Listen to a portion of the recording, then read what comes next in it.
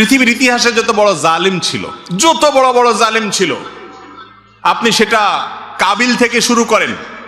হাবিলের প্রতি কাবিল যে জুলুম করেছে, নিজের ভাইকে হত্যা করেছে, সেই জুলুমের কারণে তার পরিণতি, তার লাঞ্ছনা, তার অপমান, তার শাস্তি, দুনিয়াতে বেইজ্জতি আল্লাহ করেছেন না করেন নাই? প্রকাশ করে দিয়েছেন। ফিরআউন বনি ইসরাইলের প্রতি জুলুম করেছে, দীর্ঘদিন জুলুম করেছে, নিজেকে রব দাবি করেছে। আল্লাহ রাব্বুল আলামিন কিছুদিন ছাড় দিয়েছেন। আল্লাহ বলেছেন ওয়া উমলি লাহুম ইন্না কাইদি মাতিন। আমি ছাড় দেই, ঢিল দেই, বড়শিতে মাছ ধরার মতো। যদি বেঁধে যায় মাছ তো ছেড়ে দেয় সুতা, মাছ লাফাইতে থাকে, মনে করে আমাকে তো ছাড়াই দেওয়া আছে, কেউ তো টানতেছে না। আল্লাহ সবসময় টানেন না। ইন্না কাইদি মাতিন, যখন টান দেন সেটা অনেক শক্ত টান হয়, ছুটার কোনো সুযোগ থাকে না। অসংখ্য জালিমকে আল্লাহ পাকড়াও করে আমাদের চোখে আঙ্গুল দিয়ে দেখায় দেন, কিন্তু আমরা তারপরে বুঝি না। ফিরআউনকে আল্লাহ তাআলা পাকড়াও করেছেন না করেন নাই?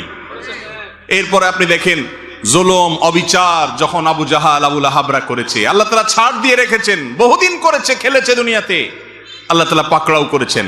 কাউকে একটু পরে ধরেন, কাউকে একটু আগে দেন। ইমানদারদের ইমানের পরীক্ষা করেন, কিন্তু চূড়ান্ত পরিণতিতে জালেম জুলুম করে হাসতে হাসতে দুনিয়া থেকে চলে যাবে, কোনো বিচার হবে না।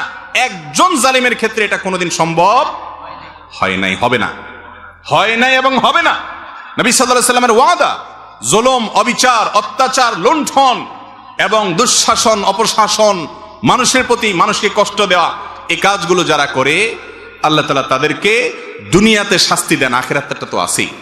আবারও বলছি, পৃথিবীর ইতিহাসের কোন জালিম তার বিচার পাওয়া ছাড়া দুনিয়া থেকে যায় না। আমরা অনেক সময় বুঝি না, এক একজনকে আল্লাহ এক এক ভাবে বিচার করেন। কারোর ভেতরে ত্রাসের সৃষ্টি করে দেন, ভেতরে ভেতরে জ্বলে পড়ে কয়লা হয়ে যায়, উপর দিয়ে বুঝার কোনো সুযোগ থাকে না। কিন্তু আল্লাহর আযাবের কথা নবীজি ওয়াদা করেছেন, এই ওয়াদা সত্য, মহাসত্য, ব্যতিক্রম হওয়ার কোনো সুযোগ নেই।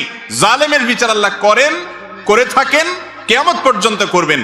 এই জন্য জুলুম থেকে নিজেদেরকে বাঁচিয়ে রাখবো ইনশাআল্লাহ। জুলুম এবং অত্যাচার, এই একই হাদিসে মুস্তাদরাকে হাকিমে আসছে, নবী করিম সাল্লাল্লাহু আলাইহি ওয়াসাল্লাম বলেছেন আল বাগিয়ুর কথা। এই আল বাগিয়ুর এই পয়েন্টটা আরো অন্যান্য হাদিসেও আসছে।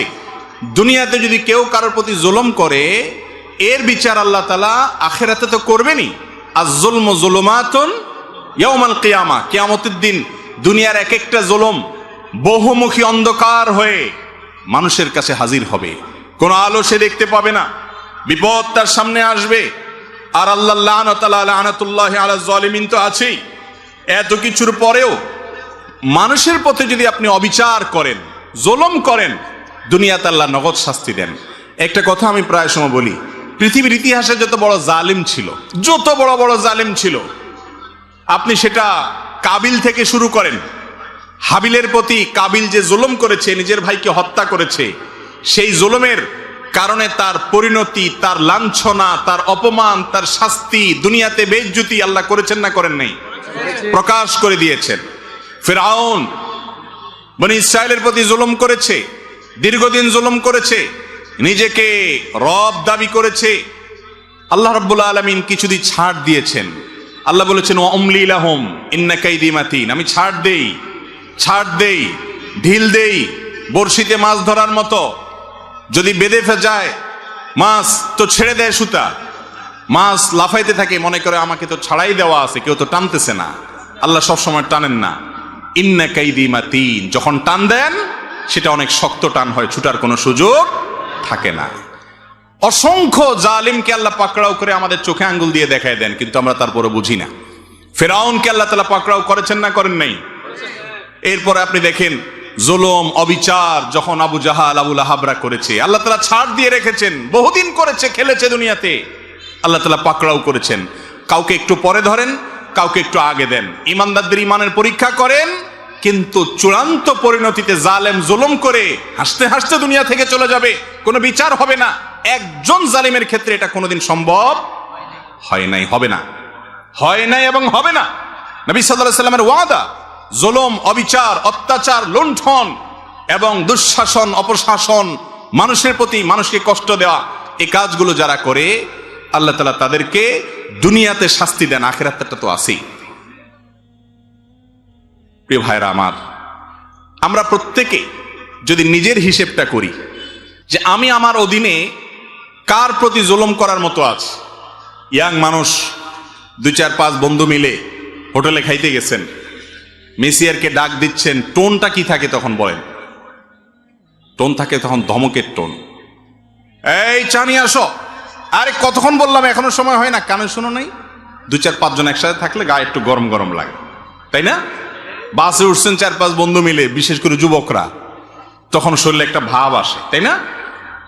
মানে তখন ধরাকে সরা মনে করেন, এরে ধাক্কা দিচ্ছেন, ওরে ধাক্কা দিচ্ছেন, কাউকে দেখার সময় নেই। হ্যাঁ, কন্ট্রাক্টর বেটারের ডাক দিচ্ছেন, টাকা যা দিচ্ছেন, বেচারা কিছু বলার সাহস নাই। কি আবার কি কোনো কথা বলবি নাকি? না ভাই, কোনো কথা নাই, যা তাহলে চলে যা। এরকম একটা ভাবসাব থাকে কি থাকে না? এগুলো কিন্তু সব জুলুম হচ্ছে। আপনি অবিচার করছেন, আপনি কষ্ট দিচ্ছেন, অন্যায় আচরণ করছেন, গায়ের জোর দেখাচ্ছেন, বন্ধু কয়েকজন মিলে গেছে, শরীরে ভাব চলে আসছে। এরকমগুলো আমাদের মধ্যে আছে না? নেই? এই একই যুবক যখন একা একা চা দোকানে যায়, তখন কিন্তু বিড়ালের মতো বলে, মামা 1 কাপ চা দেন। ঠিক না বে ঠিক? ওই যুবকই যখন একা একা বাসে উঠে, তখন আস্তে করে ভাঁটা ঠিকঠাক মতো দিয়া ভদ্রলোকের ছেলের মতো দাঁড়ায় থাকে, ঠিক না? যখন 5-6 দোস্ত সাথে থাকে, তখন শরীরে ভাব চলে আসে। এই ভাবের চোটে যৌবন কাল থেকে কত রিক্সাওয়ালা, কত চা দোকানদার, কত বাস কন্ট্রাক্টর, কত কাজের মানুষ, কত গরিব মানুষ, কত দুর্বল, কত অসহায়, কত মানুষকে ধমক দিয়েছেন, ধাক্কা দিয়েছেন, চোখ রাঙিয়েছেন, অপরাধ করেছেন, জুলুম করেছেন, গায়ের জোর দেখিয়েছেন। সবগুলো হিস্ট্রি যদি একত্র করা হয়, তো দেখবেন আমল নামার ভিতরে হাজার হাজার জুলুম ভরে আছে, ঠিক না বে ঠিক?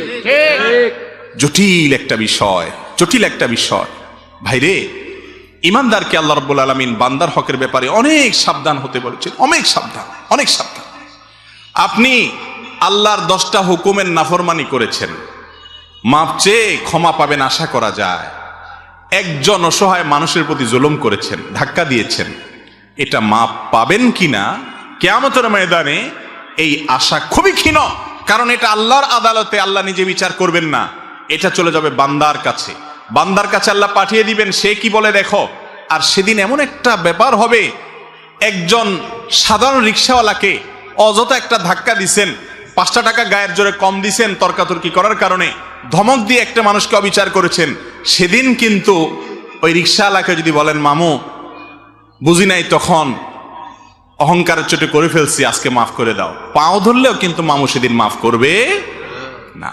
কারণ সেদিন সবার ইয়া নাফসি ইয়া নাফসি, শুধু আমল দরকার। একটা সওয়াব পেলে একটা কদম আগায় গেল, জাহান্নাম থেকে সরে গেল। ইয়াউমা ইয়াফিরুল মারউ মিন আখিহি ওয়া উম্মিহি ওয়া আবি, সেদিন বাপ থেকে, ভাই থেকে, স্ত্রী থেকে, একে অন্য থেকে পলায়ন করবে, সবাই ইয়া নাফসি করবে, কেউ কাউকে ছাড়বে না। এই জন্য জুলুমের সমস্ত মামলা দুনিয়াতে সেটাকে ভ্যানিশ করে, ফিনিশ করে, নিষ্পত্তি করে তারপরে যেতে হবে ইনশাআল্লাহ। কারোর প্রতি জুলুম করবো না তো ইনশাআল্লাহ। যদি কখনো হয়ে যায়, মাপ চাওয়া শিখতে হবে। ইমানদারের একটা বড় গুণ হলো মাপ চাওয়া, বারবার মাপ চাইতে হবে, রিপিটেডলি মাপ চাইতে হবে। রাস্তায় একজন লোকের সাথে বেয়াদবি করে ফেলেছেন, দোকানদার সাথে বেয়াদবি করেছেন, পরে আপনার ইমানি চেতনা জাগ্রত হয়েছে, কাজটা তো ভালো করি নাই, আমি তো মানুষটার প্রতি অবিচার করেছি। একা একা যান, যা মাপ চাই আসেন। বন্ধুদের সামনে যদি তার সাথে বেয়াদবি করেন, বন্ধুদের সামনে মাপ চাইবেন এবং নিজেকে ছোট করবেন, নিচের দিকে তাকিয়ে থাকবেন। একজন সাহাবী আরেক সাহাবীকে একটা কথা বলে ফেলেছেন, রাসূল আকরাম সাল্লাল্লাহু আলাইহি সাল্লাম শুনে কষ্ট পেয়েছেন এবং শাসন করেছেন যে তুমি এই কথা কেন বললে, তার কষ্ট হয় এরকম কথা, বুঝে উঠতে পারেন নাই, তিনি বলে ফেলেছেন। সাথে সাথে তার ভাইয়ের কাছে তিনি মাপ চেয়েছেন, এমন মাপ চাওয়া যে মাপ না দিয়ে উপায় নেই। এ হলো মুসলমান। তাহলে কারোর প্রতি জুলুম করবো না তো ইনশাআল্লাহ। বিশেষ করে আল্লাহ তাআলা যাকে যতটুকু পাওয়ার দিছে, আমাদের সমাজে আমরা দেখি যার যতটুকু পাওয়ার আছে সে সেখানে তার পাওয়ারটা খাটায়, পাওয়ার খাটাইয়া সে অন্যায় করে, অবিচার করে, জুলুম করে। যে যতটুকু পারে, যাকে আল্লাহ যদ্দুর পাওয়ার দিছে সে তদ্দুর জুলুম করে। কেউ বড় জালেম, কারণ সে বড় পাওয়ার হোল্ড করতেছে। কেউ ছোট জালেম, কারণ সে ছোট পাওয়ার হোল্ড করতেছে। আর কারোর সাথে পারতেছে না, বইয়ের উপরে করতেছে। ঠিক না ভাই ঠিক? এটা অন্তত সবাই পারে, তাই না? অসহায় মানুষের প্রতি পারে। এগুলোর জন্য তওবা করবো তো ইনশাআল্লাহ। মনে রাখবো, একটি আচরণ খারাপ হবে, আল্লাহর কাছে পাকড়াও হবে। বারবার বলছি, ইমানদারের জন্য করণীয় কাজ, আপনি ইবাদত গুজার করলেন, জিকির আজকার, ওয়াজ শুনলেন, ওয়াজ করলেন, তেলাওয়াত করলেন, দান সদকা করেন, এগুলো ভালো কাজ করেন। কিন্তু আপনার দ্বারা উল্টাপাল্টা কি হচ্ছে, অপরাধ কি হচ্ছে, সেটা খেয়াল করেন। বহু নামাজি মানুষ আছে দেখবেন, নামাজ কালাম পড়ে, দায়টাই সবই আছে, কিন্তু আইল ঠেলে ঠিকই। ঠিক না ভাই? ঠিক, আইল ঠেলে। তাইলে এই লোকটা বুঝতেই আছে না যে দিনদারি কি। তারে নামাজ কালাম তাকে জান্নাতে নিবে না, সে জানে না। সে জানে না বান্দার হক আল্লাহর হকের চাইতে অনেক ক্রিটিক্যাল, অনেক রিস্কি, এটার জন্য পার পাওয়া খুব কঠিন। এই আইল ঠেলার কারণে তার নামাজে তাকে জান্নাতে নিতে পারবে না, কুলাবে না। এই জন্য আল্লাহর হকের পাশাপাশি বান্দার হকের উপরে সচেতন হওয়া, কোনো মানুষকে জুলুম না করা। আবারও বলছি, পৃথিবীর ইতিহাসের কোন জালেম তার বিচার পাওয়া ছাড়া দুনিয়া থেকে যায় না। আমরা অনেক সময় বুঝি না, এক একজনকে আল্লাহ এক এক ভাবে বিচার করেন। কারোর ভেতরে ত্রাসের সৃষ্টি করে দেন, ভেতরে ভেতরে জ্বলে পড়ে কয়লা হয়ে যায়, উপর দিয়ে বুঝার কোনো সুযোগ থাকে না। কিন্তু আল্লাহর আযাবের কথা নবীজি ওয়াদা করেছেন, এই ওয়াদা সত্য, মহাসত্য, ব্যতিক্রম হওয়ার কোনো সুযোগ নেই। জালেমের বিচার আল্লাহ করেন, করে থাকেন, কিয়ামত পর্যন্ত করবেন। এই জন্য জুলুম থেকে নিজেদেরকে বাঁচিয়ে রাখবো ইনশাআল্লাহ। কারোর হক নষ্ট করব? অনেক মানুষ আছে নামাজি কালামে সব ঠিক আছে, একবার টাকা ধার নিতে পারলে আর দেওয়ার কোনো খবর নেই, আছে না নাই? আর কোনোভাবে কেউ কাউকে চান্স পাইলেই হলো, ধাক্কা কিভাবে দেব, কিভাবে তাকে একটু ল্যাং মারবো, এই চিন্তা থাকে। কিন্তু আবার নামাজ কালামও পড়ে, কারণ হলো সে জানে না এই পাপ কত জঘন্য। আল্লাহ তাআলা আমাদেরকে বেঁচে থাকার তৌফিক দান করুন।